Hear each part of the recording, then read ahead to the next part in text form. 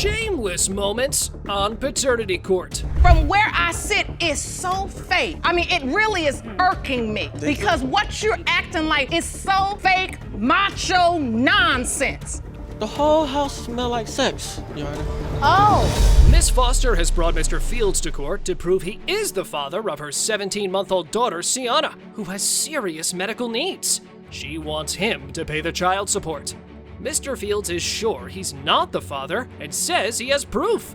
Does he really have proof? Or is he just shamelessly trying to avoid financial responsibility? He came to the hospital probably about 4 times, but when he was there, it was just to have relations with me. Nah, I think that's a lie, Your Honor. What happened the first night? She came to my house, you understand? She had bought some new shorts. I was trying to be respectable and I asked her, do you want to go in the bathroom and change your clothes? She tells me no. Miss Foster claims to be practically a virgin before her involvement with Mr. Fields. Judge Lake and Mr. Fields question the validity of this statement. The shameless moment in the court arises when Miss Foster explains that she considers herself practically a virgin because she did engage with intercourse with someone before Mr. Fields, but did not, quote, finish the act. I was practically, before him, there was some What's other guy. practically? There was How some can you other be guy. practically a There was virgin? some other guy That's before him, and I impossible. don't count that as a partner. What Oh, does yeah, when they made practically it a virgin? Practically mean it didn't go all the way. You had intercourse with someone previously, but you did not finish the act. Yes. Mr. Fields claims Miss Foster tried to get his phone number by texting his family. Judge Lake questions why this is odd if Miss Foster believes he is the father of her child. Mr. Fields suggests that Miss Foster is obsessed with him, but provides no marriage evidence when questioned. I left you. You were crying to me, begging to come back with me. So why begged to would see you make Sienna. my You life tell a living people- hell? I don't even talk to you. I haven't Oh. talked to you in a while. Like, I don't understand where he's coming from. He just was talking to me 2 days ago. No, I wasn't. Telling me how he loves me, how this is not going to work because Bruh, his family doesn't like wait, time out, her. because now you're lying. Everything. Now you're lying. And I have evidence right here, actually. Yo, show me You some do. evidence. Yes, I do. Miss Foster asserts that if she wanted Mr. Fields, she could have him, but he denies it. When questioned about unprotected sex, Mr. Fields claims they used protection and that Miss Foster said she was on Depo, a type of birth control. Miss Foster refutes this, saying she was on the pill, not Depo, and he was present at the hospital for the birth. Did you ever have sex with Miss Foster without protection? And I would No, I admit have that I'm a real protection. I have person. protection, Your Honor. This girl said she was on the Depo. Never. The Depo shot is birth control. Approximately 99% effective from not getting pregnant. I don't know what he's talking about, but I have not became on the depot, and I haven't even dealt with him since January until last month. Miss Foster expresses her frustration with Mr. Fields for not being present during her pregnancy, especially given that she lost one of her twins. She argues that he could have at least attended doctor's appointments given the advance notice. Only the DNA result will reveal if Mr. Fields can justify this act of insensitivity. It has been determined by this court. Mr. Fields, you are her father. I step up and take care of my child. Can I hold her?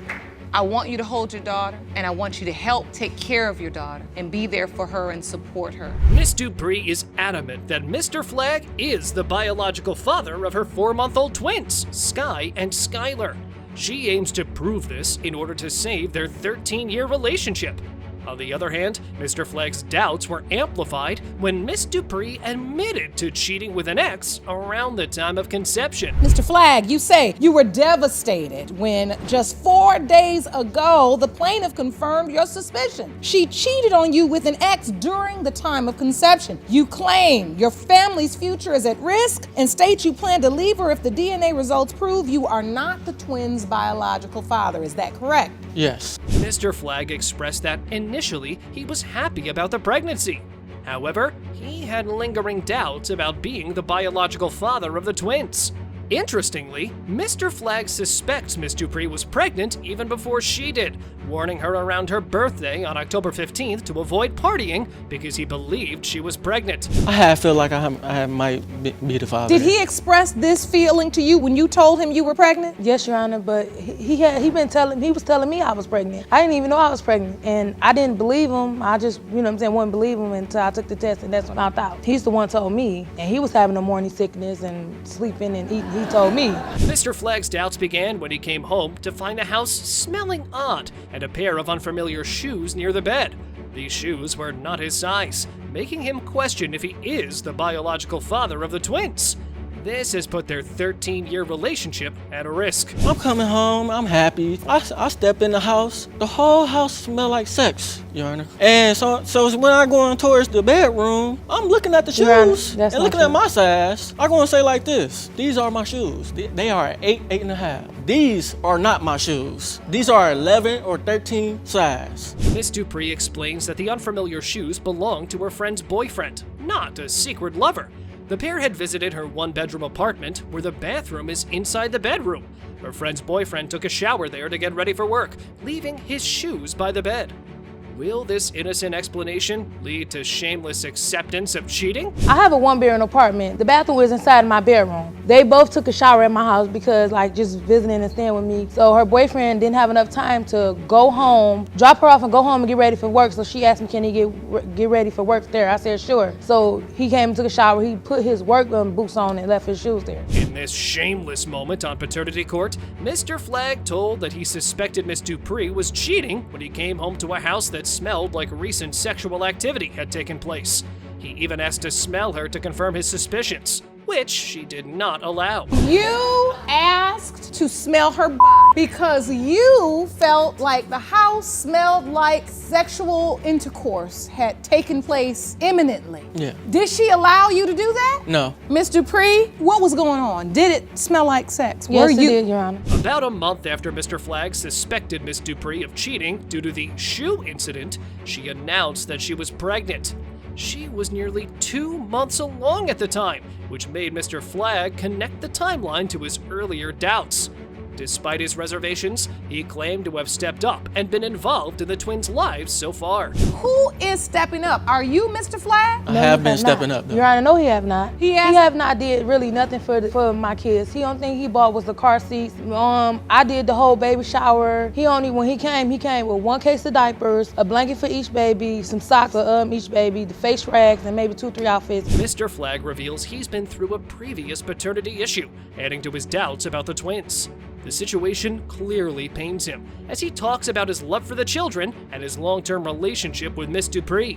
The emotional stakes are high, and the DNA results could end their 13-year relationship. Mr. Flagg, you are their father. Congratulations, Mr. Flagg. You happy? Yes, I'm very happy. And I probably want to do something else too. I love you. Thank you. Miss Vaughn says Mr. Williams is the dad of their 1-year-old Connor. She shamelessly demands for money for daycare, even though there is a doubt that Mr. Williams is the baby's father. Mr. Williams thinks he's not the dad and that Miss Vaughn tricked him. He's only bought diapers and 2 outfits for the baby. What has Mr. Williams done for Connor? Brian hasn't did anything for him. The only thing he has done was buy 2 cases of diapers when he was a newborn. And the child is 1 year old? Yes, and he watched him while I was at work for a couple times, but it's not enough of a month full of Your Honor, Sundays. that is not true. Miss Vaughn and Mr. Williams were in a committed relationship when she got pregnant. Mr. Williams says he married her because he thought the baby was his. Now, he's got doubts. Sean says people on campus told Brian the baby isn't his, but Brian should know he's the father. Brian was defending her honor after people on campus let him know that that was not his baby. Brian knows that he's Connor's father. I didn't know her. I didn't meet her. Who are these until people after- Hold on. You say you had people telling you she was having sex with other people and the child may not be yours? Because I did disclaim that at one point she was putting me in the doghouse. Sean says she and Mr. Williams' father met with Centoria's mother because they couldn't believe she supported the situation. Centoria's mom insisted they marry so her grandchild wouldn't be, quote, a bastard. She says she raised her kids to marry if they're good enough to lay with.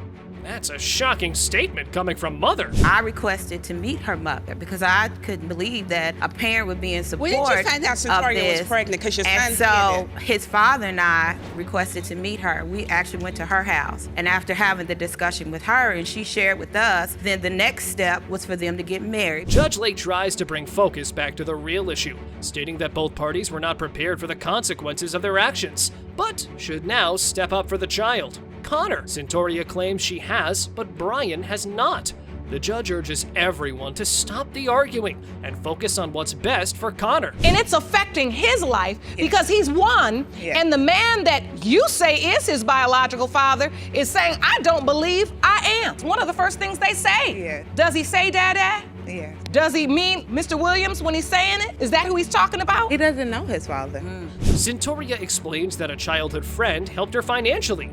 She says this friend has never claimed to be Connor's father and even encourages Brian to be responsible. Brian, on the other hand, is suspicious because he got a phone call from his friend telling him to babysit, which he finds odd since Connor is supposed to be with his own child. Mr. Williams, you say she's got a sugar daddy. What is this all about in your mind?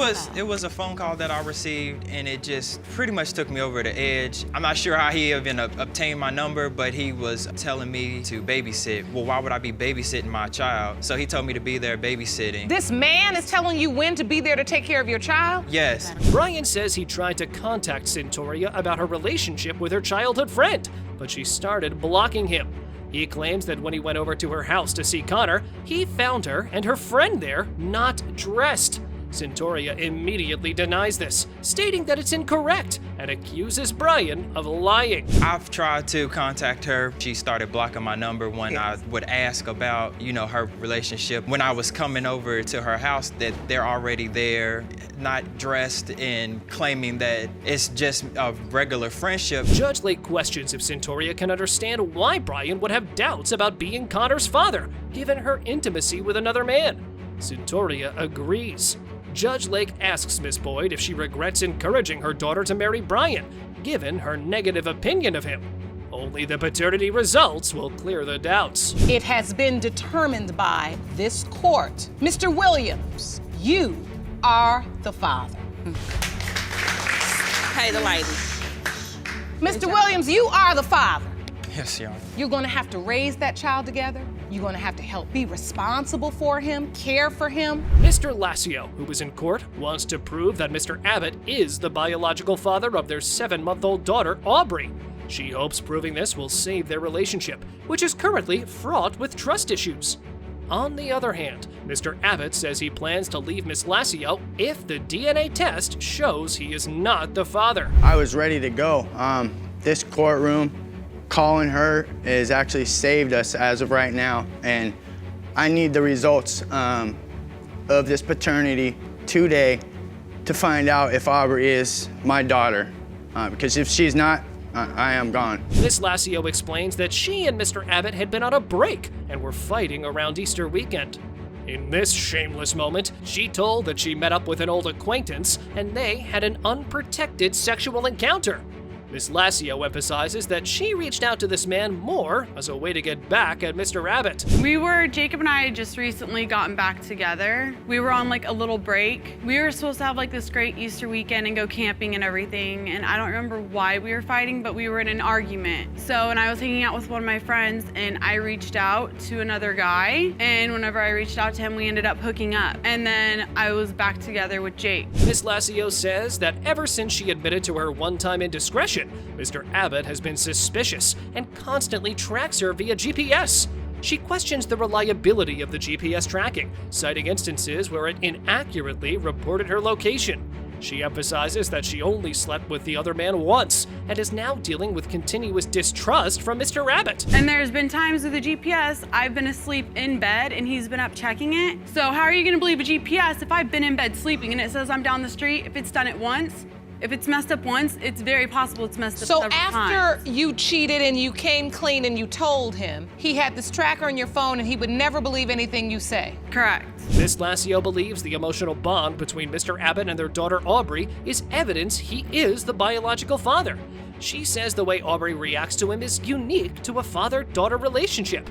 Mr. Abbott acknowledges the connection, but remains uncertain due to the close timing between the conception date and Miss Lacio's indiscretion. I know there's step-parents out there that have great relationships with their children, but the bond that they have together, when he walks in the room, the way that she crawls after him first, her dad will look down at her and pick her up. That's not something a step-parent or anyone in the world can have. That's only a father and daughter relationship. That's their bond. Mr. Abbott was there for the birth and doctor's appointments, but but didn't sign the birth certificate. He had doubts about being Aubrey's biological father because of Miss Lacio's past. They decided to wait for a paternity test to make it official. So, what did the paternity test hold? It has been determined by this court. Mr. Abbott, you are not her father. I'm so sorry.